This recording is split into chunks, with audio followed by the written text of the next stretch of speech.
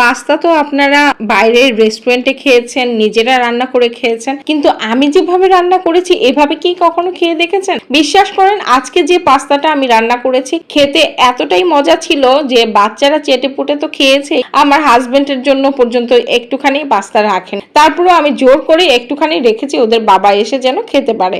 তো দেখতে পাচ্ছেন আমি কিন্তু পাস্তাটা অলরেডি শুরু করে দিয়েছি কিভাবে রান্না করব। প্রথমে আমরা যেটা করব, গরম পানি করব। গরম পানিতে সামান্য পরিমাণে তেল এবং লবণ দিয়ে ম্যাকারনি গুলোকে সেদ্ধ করতে দিয়ে দিয়েছি। ম্যাকারনি গুলো সিদ্ধ হতে থাকুক, তারপরে আমি এদিকে যা যা কাটাকুটি করার লাগে সবগুলি করে নিয়েছি। আমি রেডি করে নিয়েছি কি কি লাগবে আমার, তাই আমি একদম সিম্পল ভাবেই রান্নাটা করে নেব।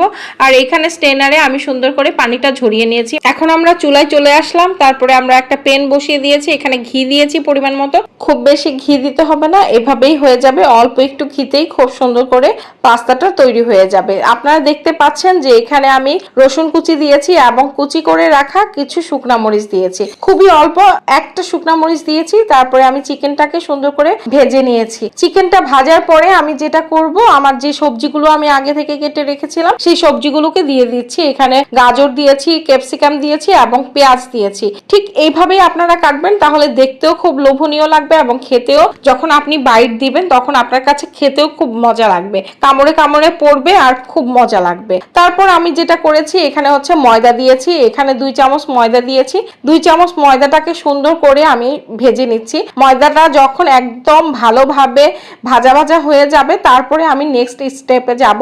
এখানে দেখতে পাচ্ছেন আমি কিন্তু কালো গোলমরিচ দিয়ে দিয়েছি। কালো গোলমরিচটা দেওয়ার পরে আমি যেটা করব সেটা হচ্ছে পরিমাণ মতো এখানে দুধ দিয়ে দিব। দুধ প্রথমে আমি 250 গ্রামের মতো দিয়েছি, তখন দেখছি যে আমার দুধ আরো বেশি লাগবে, তখন আমি হাফ লিটার পরিমাণে দুধ দিয়েছি। হাফ লিটার পরিমাণে দুধ যখন দিলাম তখন আপনার মোটামুটি একটা সুন্দর স্ট্রাকচার চলে আসছে, দেখতেই পাচ্ছেন। এবার আমি যেটা করব, এখানে দিয়েছি হচ্ছে ম্যাকারনিতে থাকে না একটা মশলা ছোট্ট, সেই মশলাটা দিয়ে দিয়েছি, আর কিছুই দেই নাই এখানে।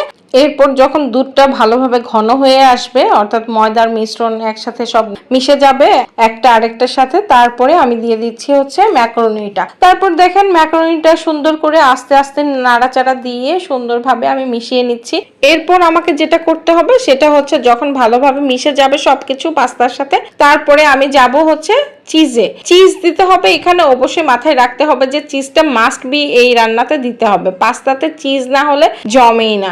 আমি অবশ্য খুব বেশি পরিমাণে দেই নাই, মোটামুটি মানে ভালোই দিয়েছি, দেই নাই যে তাও না, মানে ভালোই দিয়েছি এবং সামান্য পরিমাণে একটু সুগার দিয়েছি, খালের পরিমাণটা কম হয়। তো যাই হোক, আপনারা দেখতে পাচ্ছেন কতটা সুন্দর হয়েছে। আর সবচাইতে বড় কথা হচ্ছে যে যারা এখনো পর্যন্ত আমার ভিডিওটা দেখেছে